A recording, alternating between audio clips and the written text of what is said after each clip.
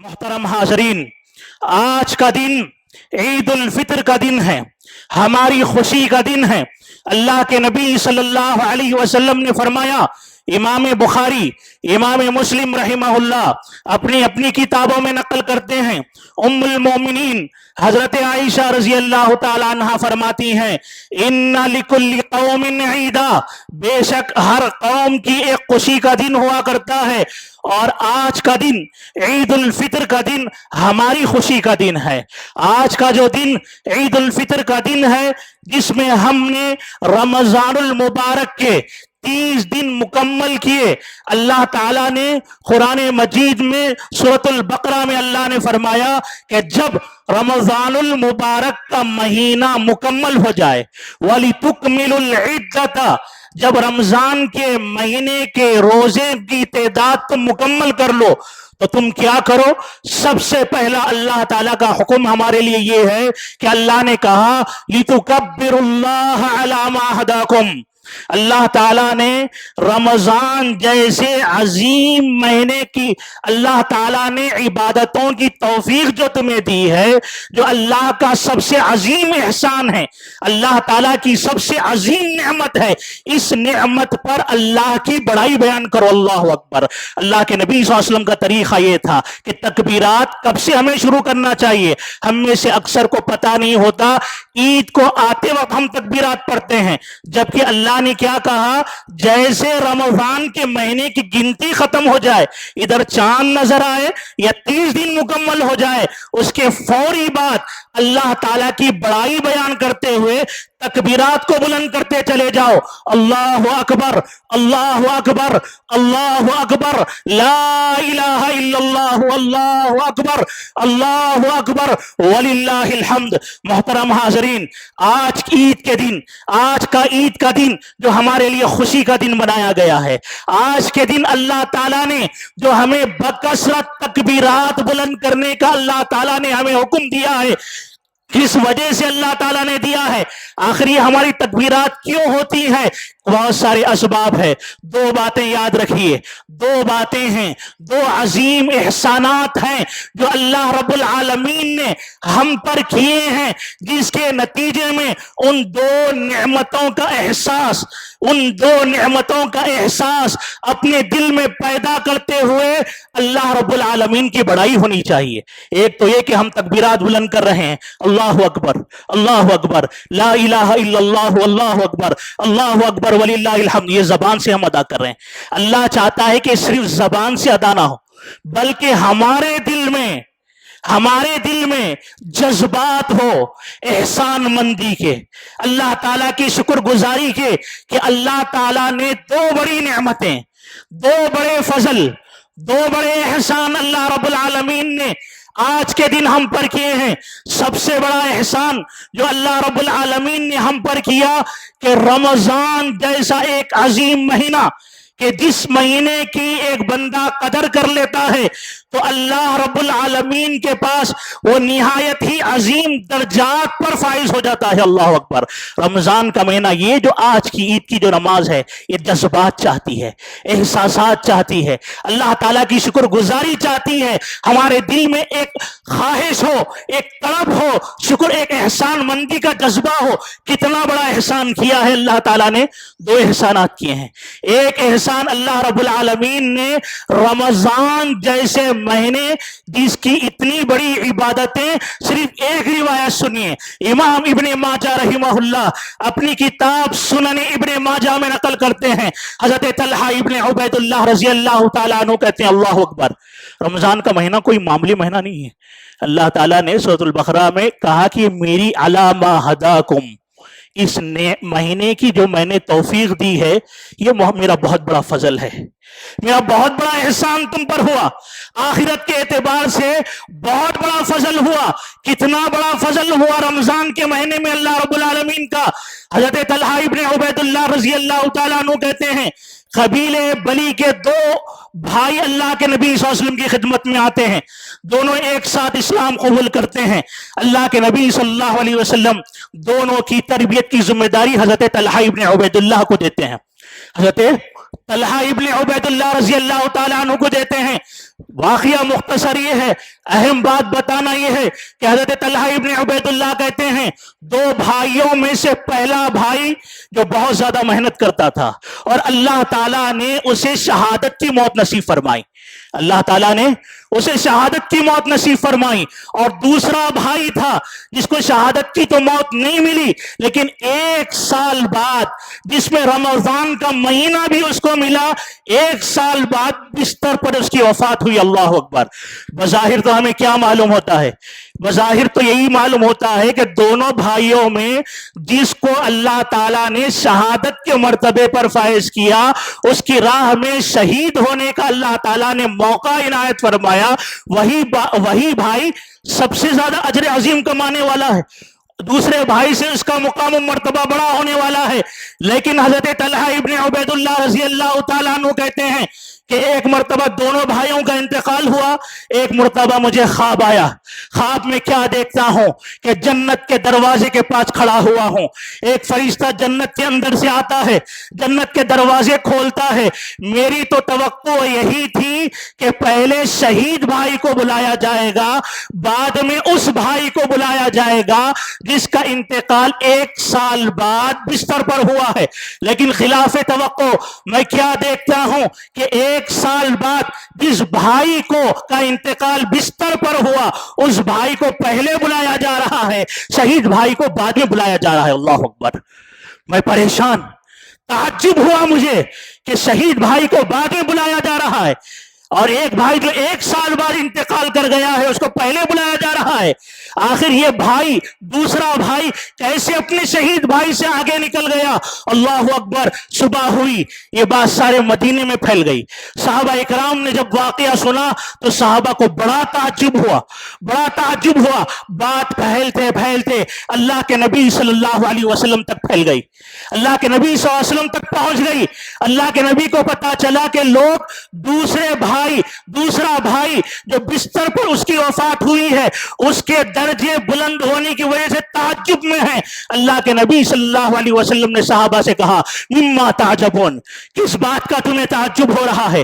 شہید بھائی پر یہ بھائی جو 1 سال زیادہ پایا, اس کے پہلے چلے جانے پر, اس کے درجے بلند ہو جانے پر تمہیں کیوں تعجب ہو رہا ہے؟ اللہ کے نبی صلی اللہ علیہ وسلم نے صحابہ سے کہا, کیا تم نہیں جانتے کہ یہ شہید بھائی کے مقابلے میں 1 سال زیادہ زندگی نہیں گزارا؟ اور پھر اہم بات جو اللہ تعالیٰ نے رمضان کے ذریعے سے ہم پر فضل کیا, رمضان کے ذریعے سے اللہ نے احسان کیا. اللہ کے نبی نے کہا, کیا اس نے 1 رمضان زیادہ نہیں پایا؟ اللہ اکبر. 1 رمضان زیادہ نہیں پایا, رمضان کی فلاں عبادتیں نہیں کی. اس دوسرے بھائی نے شہید بھائی کے مقابلے میں 1 سال پا کر, 1 سال رمضان کا مہینہ پا کر, رمضان کی عبادتوں کی قدر کر کے وہ اپنے شہید بھائی سے بھی آگے نکل گیا. اللہ اکبر. یہ رمضان کا مہینہ جناب, اللہ کے نبی نے فرمایا رمضان کا مہینہ کوئی معمولی مہینہ نہیں ہے. یہ دوسرا بھائی اپنے شہید بھائی کے مقابلے میں کتنا آگے نکل گیا رمضان کی عبادت کی وجہ سے, رمضان کی قدر کرنے کی وجہ سے. اللہ کے نبی نے فرمایا شہید بھائی کے درجے میں اور اس کے درجے میں اتنا ہی فرق ہے جتنا زمین اور آسمان میں فرق ہے. اللہ اکبر. جتنا زمین اور آسمان کا جتنا فرق ہے, رمضان کی عبادتوں کی قدر کر لینے کی وجہ سے اس کا درجہ اتنا اعلیٰ ہو گیا. اللہ اکبر. کوئی معمولی مہینہ ہے. اسی احسان عظیم کی شکر گزاری میں آج ہم تکبیرات کو بلند کرتے ہیں. اور دوسری نعمت یاد رکھیے, رمضان کے مہینے کو نعمت بنانے والی ایک نعمت ہے, وہ ہے نعمت توحید. اللہ اکبر. وہ کون سی نعمت ہے؟ وہ نعمت توحید ہے, شرک سے پاک زندگی ہے.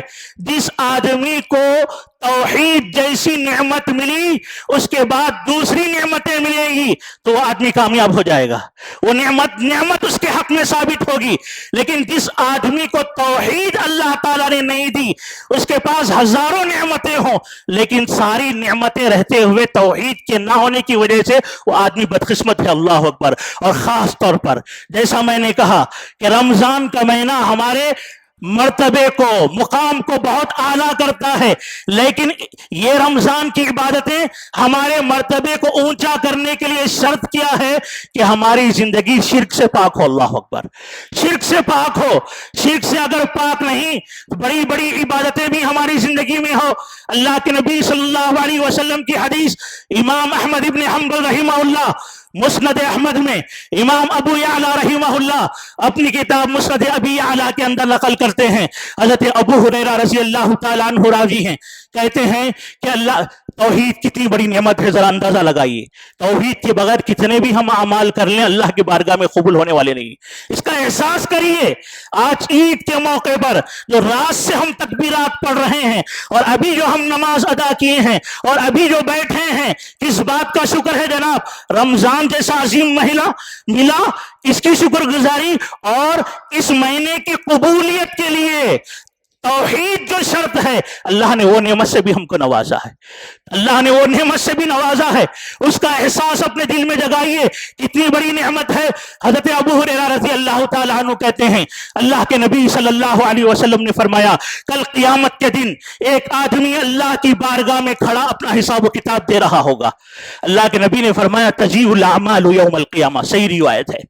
قیامت کے دن آدمی کھڑا ہے، اللہ کی بارگاہ میں حساب و کتاب دے رہا ہے۔ اللہ کے نبی فرماتے ہیں کہ اللہ تعالیٰ کی بارگاہ میں اس بندے کے کیے ہوئے ایک کے بعد ایک اعمال اللہ کی بارگاہ میں آئیں گے۔ اللہ اکبر۔ اللہ کے نبی فرماتے ہیں سب سے پہلے فتجیء الصلاۃ، اللہ اکبر، سب سے پہلے بندے کی نماز آتی ہے، بندے کی نماز آتی ہے اور اللہ سے کہتی ہے یا ربی انا الصلاۃ، اے اللہ اس مسکین یہ بندہ مسکین بندہ جو تیرے سامنے حساب و کتاب دے رہا ہے، اے اللہ میں اس کی زندگی بھر کی نماز ہوں۔ اللہ اکبر۔ اللہ کیا کہتے ہیں انک لعلی خیر، تو بہترین عبادت ہے نماز، تیرا بہت بڑا مقام ہے، لیکن ذرا انتظار کرنا۔ اللہ اکبر، ذرا انتظار کرنا۔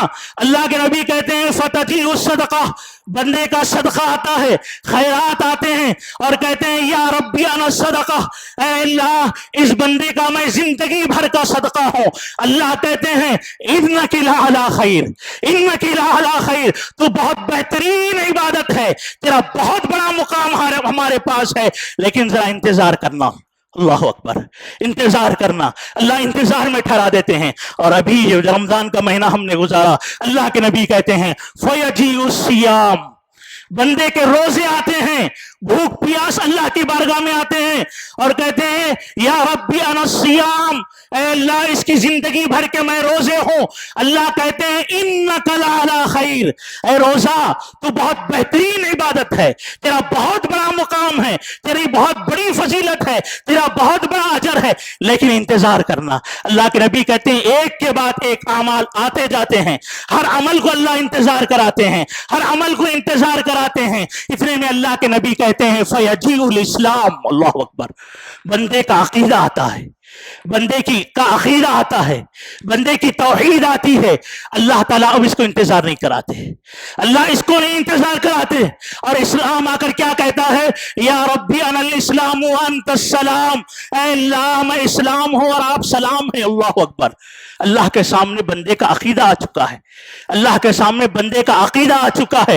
اب اللہ تعالیٰ عقیدے کو انتظار نہیں کراتے۔ محسوس کریے کتنی بڑے عقیدہ کتنی بڑی نعمت ہے، شرک سے پاک زندگی کتنی بڑی نعمت ہے۔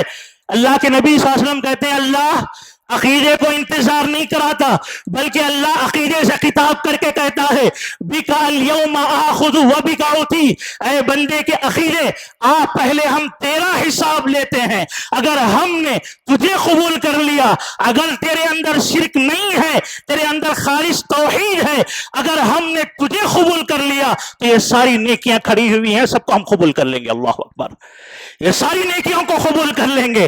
اور اگر ہم نے تجھ کو رد کر دیا، تیرے اندر شرک ہے، تیرے اندر عقیدے کے معاملے میں گڑبڑ ہے، میرے علاوہ کسی اور کے سامنے سجدے ہیں، مختلف قسم کے شرکیات ہے، اگر ہم نے تجھے رد کر دیا تو جتنے اعمال ہیں سب کو ہم رد کر دیں گے۔ اللہ اکبر، کتنی بڑی نعمت توحید کے ساتھ اعمال صالحہ کا ملنا۔ आमाल सालिहा की तौफीक मिलना बहुत बड़ी नेमत है। और आज के दिन जो हम ये तकबीरात बुलंद कर रहे हैं, जितनी बातें मैंने बतलाई है, इसके साथ अब कही अल्लाहु अकबर, अल्लाहु अकबर, ला इलाहा इल्लल्लाह, अल्लाहु अकबर, अल्लाहु अकबर। एक तो ये अल्लामा मोहम्मद बिन सालेह अल उसैमीन कहते हैं, एक तो बंदा ये कि अपनी जुबान से कह रहा है अल्लाहु अकबर, दूसरा ये कि अपने दिल के एहसासात से कहे कि अल्लाह, रमजान जैसा महीना जिसकी अगर हमने कदर कर ली तो अल्लाह ताला न जाने कितने दर्जात बुलंद कर दिया, वो महीना अल्लाह ने हमको दिया था। अल्लाह अकबर, अल्लाह अकबर, अल्लाह अकबर। और दूसरा ये कि रमजान का महीना जो इतनी बड़ी नेमत थी, इतने दर्जात बुलंद कर दे, उसके लिए जो शर्त तौहीद थी, अल्लाह तौहीद के साथ तूने ये महीना हमको दिया है। अल्लाह अकबर। तो ये आज का दिन चाहता है कि जो खुशी हम आज मना रहे हैं, इस खुशी के साथ हम ये जज्बात और एहसासात के साथ अल्लाह की इबादत करें, अपनी जज्बात का, एहसासात का इजहार अल्लाह की बड़ाई बयान करते हुए शुक्रगुजारी के अंदाज में हम करें। दूसरी और आखिरी बात मैं बताकर अपनी बात खत्म करता हूं, जो आज के खुतबे का मेरा पैगाम है वो ये कि हम में से हर आदमी आज परेशान है। हमारे मामलात बिखर चुके हैं, चाहे हमारे इनफरादी मामलात हो, इज्तिमाई मामलात हो।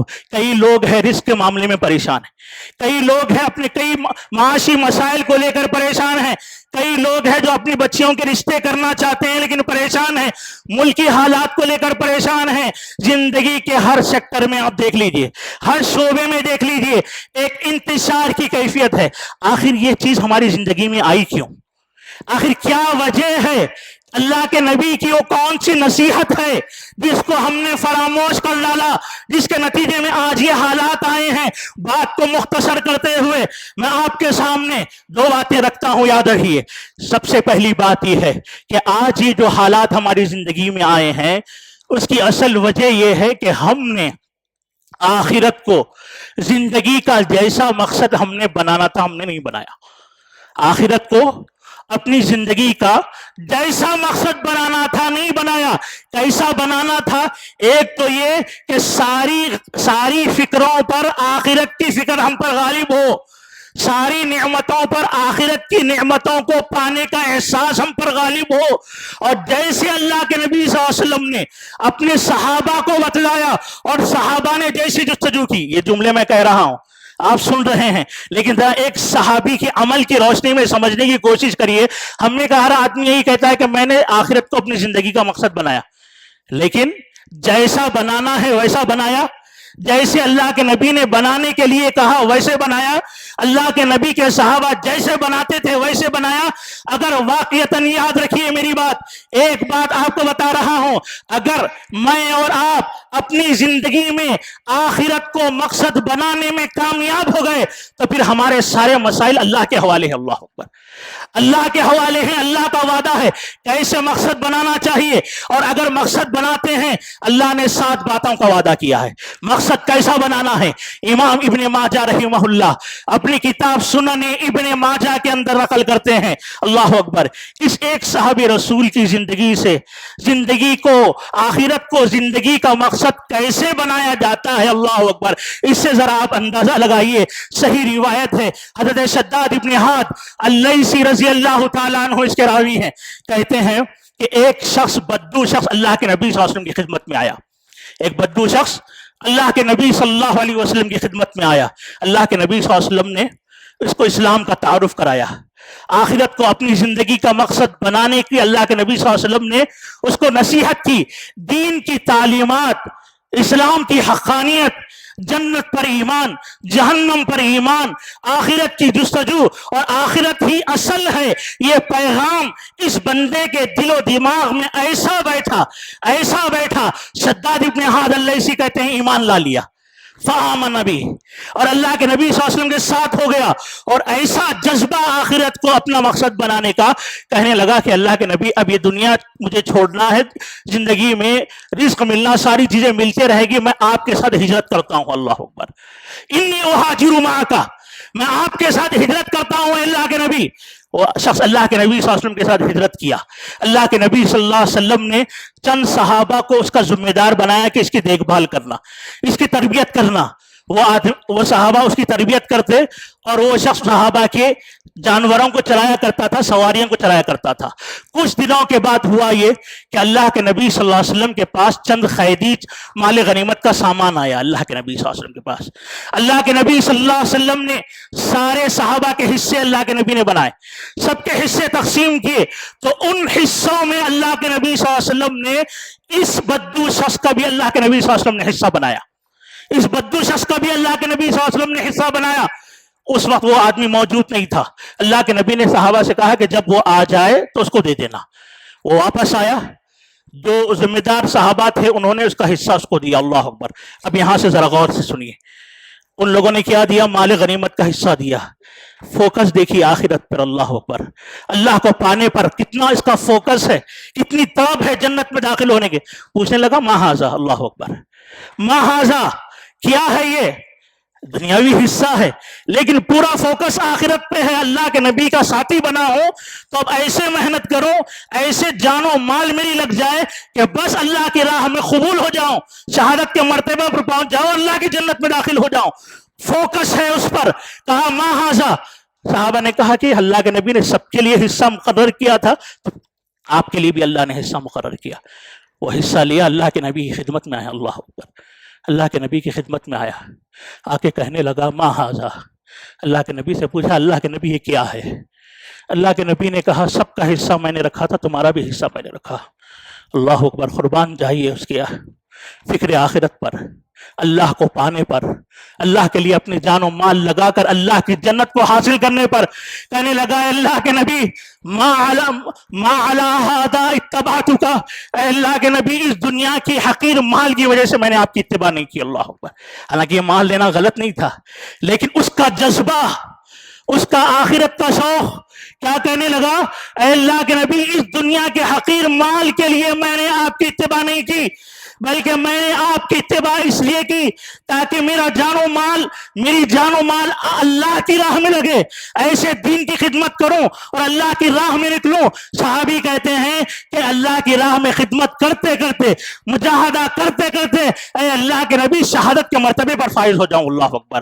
اللہ کے نبی صلی اللہ علیہ وسلم کہتے ہیں، صحابی کہتے ہیں حضرت شداد ابن حاد اللیثی رضی اللہ تعالیٰ عنہ، اس نے اشارہ کیا اپنی انگلی سے اپنے حلق کی طرف، اپنے حلق کی طرف اشارہ کر کے کہنے لگا اللہ کے نبی یہ جان و مال ایسے لگے کہ مجھے شہادت کا مرتبہ نصیب ہو جائے اور مجھے یہاں تیر آ کر لگے، حلق پر تیر آ کر لگے۔ اللہ اکبر۔ حلق پر تیر لگے اور میں شہید ہو جاؤں اور جنت میں داخل ہو جاؤں۔ اللہ اکبر۔ اللہ کے نبی نے کہا ان تصدق اللہ یصدقک۔ اللہ اکبر۔ اگر واقعتاً تو اس ارادے میں سچا ہے، اگر اس ارادے میں سچا ہے تو اس ارادے کو اللہ ضرور پورا کر دکھائے گا۔ اللہ اکبر۔ اللہ ضرور پورا کر دکھائے گا۔ صحابی کہتے ہیں کہ کچھ ہی وقت کے بعد یا کچھ ہی دنوں کے بعد کیا دیکھتے ہیں کہ آدمی میدان جہاد میں جاتا ہے اور شہید ہو جاتا ہے۔ اللہ اکبر۔ شہید ہو جاتا ہے، اس کی ڈیڈ باڈی کو اللہ کے نبی صلی اللہ علیہ وسلم کی خدمت میں لایا جاتا ہے تو اللہ کے نبی دیکھتے ہیں کہ جہاں پر اس نے اشارہ کیا تھا وہیں پر اس کو تیر لگا ہوا ہے۔ اللہ اکبر۔ اللہ کے نبی تعجب سے پوچھتے ہیں ہوا کیا وہ وہی شخص ہے جس نے شہادت کے مرتبے کا جو ارادہ کیا تھا، جس نے شوق سے یہ الفاظ کہے تھے؟ تو اللہ صحابہ نے کہا ہاں اللہ کے نبی یہ وہی ہے۔ اللہ کے نبی نے کہا صدق اللہ، اس نے اللہ کے ساتھ سچا ارادہ کیا، اللہ تعالیٰ نے اس کے ارادے کو پورا کر دیا۔ اللہ اکبر۔ صحابی کہتے ہیں کہ اتنا خوش نصیب آدمی کہ اللہ کے نبی صلی اللہ علیہ وسلم نے اپنا جبہ نکالا، اپنا جبہ اللہ کے نبی نے بطور کفن اس کو پہنایا، اس کے جنازے کو آگے کیا اور اللہ کے نبی صلی اللہ علیہ وسلم اس کے حق میں دعائیں کرنے لگے۔ صحابی کہتے ہیں کہ اللہ کے نبی دعا کر رہے ہیں اللہم ھذا عبدک، اے اللہ یہ تیرا بندہ ہے، اللہم ھذا عبدک، اے اللہ واقعی تیرا بندہ ہے، خرج فی سبیلک مہاجرا، تیرے راہ میں ہجرت کرتے ہوئے نکلا یہاں تک کہ شہید ہو گیا، وانا شہید علی ذالک، اور اے اللہ اس بات پر میں گواہ ہوں۔ اللہ اکبر۔ یہ ہے آخرت کو زندگی کا مقصد بنانا، اور جب ہم زندگی کا مقصد آخرت کو بناتے ہیں، بات میں اپنی ختم کر رہا ہوں، امام ابن ماجہ رحمہ اللہ اپنی کتاب سنن ابن ماجہ میں، امام ترمذی رحمہ اللہ اپنی کتاب سنن ترمذی کے اندر نقل کرتے ہیں، حضرت انس بن مالک رضی اللہ تعالیٰ عنہ فرماتے ہیں کہ اللہ کے نبی نے فرمایا من جعل وجعل الهموم هما واحدا، جس آدمی نے اپنی زندگی کا مقصد ایک بنا لیا اور وہ آخرت بنا لیا، آخرت کی رضامندی بنا لیا، جہنم سے آزادی بنا لیا، جنت کو پانا بنا لیا، اللہ کے نبی نے فرمایا سب سے پہلا وعدہ اللہ کا کیا ہے؟ کفاہ اللہ ہم دنیا ہو، اللہ سارے دنیا کی ذمہ داری اللہ تعالیٰ لے لیتا ہے۔ اللہ اکبر۔ سارے دنیا کے ٹینشنوں کی ذمہ داری کون لے لیتا ہے؟ اللہ رب العالمین لے لیتا ہے۔ نمبر 2، جعل اللہ غناہ فی قلبہ، اللہ تعالیٰ اس کے دل میں سکون، تونگری، اللہ تعالیٰ بے نیازی عطا فرماتا ہے۔ اور نمبر 3، ونزع الفقر من بین عینیہ، اللہ تعالیٰ اس کے دونوں آنکھوں کے درمیان سے فقیری کے خدشے کو، خوف کو اللہ کھینچ لیتا ہے۔ وجمع لہ شملا، چوتھا وعدہ اللہ کا یہ ہے کہ اس کے جو بکھرے ہوئے معاملات ہیں اللہ تعالیٰ سارے بکھرے ہوئے معاملات کو جمع دیتا ہے۔ وَآتَتْهُ الدُّنْيَا وَهِيَ رَاغِمَةٌ، اور اس کے پاس دنیا ذلیل و خوار ہو کر آتی ہے۔ نمبر 6، اللہ کے نبی نے فرمایا فَلَا يُصْبِحُ إِلَّا غَنِيًّا، صبح کرے گا تو مالداری کی حالت میں صبح کرے گا، شام کرے گا تو مالداری کی حالت میں کرے گا۔ لیکن جو آدمی مقصد نہیں بناتا، جو صرف دنیا کے پیچھے پڑا رہتا ہے، اللہ کے نبی نے فرمایا لم یبال اللہ فی ای اودیتہ ہلاکا، کہ وہ کس وادی میں، کس گڑھے میں جا کر پڑتا ہے اللہ کو اس کی کوئی پرواہ نہیں۔ اللہ اکبر۔ تو ساری بات کا خلاصہ یہ ہے کہ ہم تو کہہ رہے ہیں کہ آخرت کو مقصد بنایا، لیکن واقعتاً سارے مسائل پر، سارے فکروں پر کیا آخرت ہم پر غالب ہے؟ کیا جہنم کی آزادی کی فکر غالب ہے؟ جنت کو حاصل کرنے کا جذبہ غالب ہے؟ اللہ تعالیٰ کی رضامندی کا جذبہ غالب ہے؟ اگر ہے تو پھر اللہ تعالیٰ کے وعدے ہیں، اگر نہیں ہے تو پھر ہمارے حق میں ناکامی آئے گی۔ آخر میں ہم اللہ رب العالمین سے دعا کرتے ہیں اللہم انی اسألک باسمائک الحسنى والصفات العلی، سبحان اللہ وبحمدہ، عدد خلقہ ورضا نفسہ وزنۃ عرشہ ومداد کلماتہ۔ اللہ اکبر، اللہ اکبر، لا الہ الا اللہ، اللہ اکبر، اللہ اکبر وللہ الحمد۔ اللہم صلی علی محمد وعلی آل محمد وبارک وسلم۔ اللہم انا نسألک الجنہ والنجاة من النار۔ یا الہ العالمین، یا رب العالمین، اے اللہ تیرے اسماء حسنہ کے صفات کے واسطے سے ہم تجھ سے تیرے سامنے ہاتھ پھیلائے ہوئے ہیں۔ اے اللہ مہینے بھر کی جتنی عبادتیں ہم نے روزے کی شکل میں، قیام اللیل کی شکل میں، دعاؤں کی شکل میں، تلاوت قرآن مجید کی شکل میں، صدقہ و خیرات کی شکل میں اے اللہ ہم نے کی ہے، اے اللہ ساری عبادتوں کو قبول فرما لے، اے اللہ ساری عبادتوں کو قبول فرما لے، اے اللہ ان کے جو فضائل اور مراتب ہے اے اللہ ان فضائل کو ہمیں عطا فرما دے، وہ مراتب ہم کو عطا فرما دے۔ اے اللہ ہم میں جو پریشان حال ہے اے اللہ ان کی پریشانیوں کو دور فرما، ہم میں جو بیمار ہیں اے اللہ انہیں صحت کاملہ عاجلہ نصیب فرما۔ اے اللہ ہماری جو بیٹیاں بن بیائی بیٹھی ہوئی ہیں اے اللہ غیب سے ان کے رشتوں کا انتظام فرما۔ اے اللہ تو ہم پر رحم فرما۔ اے اللہ ہماری گردنوں کو جہنم سے آزاد فرما دے۔ اے اللہ ہمیں جنت عطا فرما۔ اے اللہ ہمارے بڑوں پر رحم فرما۔ اے اللہ ہمارے چھوٹوں پر رحم فرما۔ اے اللہ ہماری مغفرت فرما دے۔ اے اللہ فلسطین کے مسلمان پریشان ہیں، ان کے حالات بہت پریشان کن ہیں، اے اللہ ان پر رحم فرما۔ اے اللہ ان پر رحم فرما۔ اے اللہ ان کی مدد فرما۔ اے اللہ دشمن سے تو نمٹ لے، اے اللہ دشمن سے تو نمٹ لے۔ اے اللہ ان کی جو لوگ شہید ہو چکے ہیں ان کی مغفرت فرما۔ اے اللہ جو چھوٹے بچے ہیں جو بے سہارا ہو چکے ہیں اے اللہ تو ان کا سہارا بن جا۔ اے اللہ جو بیوہ ہو چکے ہیں اے اللہ تو ان کا سہارا ہو جا۔ اے اللہ ہماری دعاؤں کو قبول فرما، آمین ثم آمین۔ محترم حاضرین، آخر میں ہم اللہ کے نبی صلی اللہ علیہ وسلم کے صحابہ کے طریقے پر آپ تمام حضرات کو عید کی مبارکبادی دیتے ہیں۔ تقبل اللہ منا ومنکم صالح الاعمال۔ السلام علیکم۔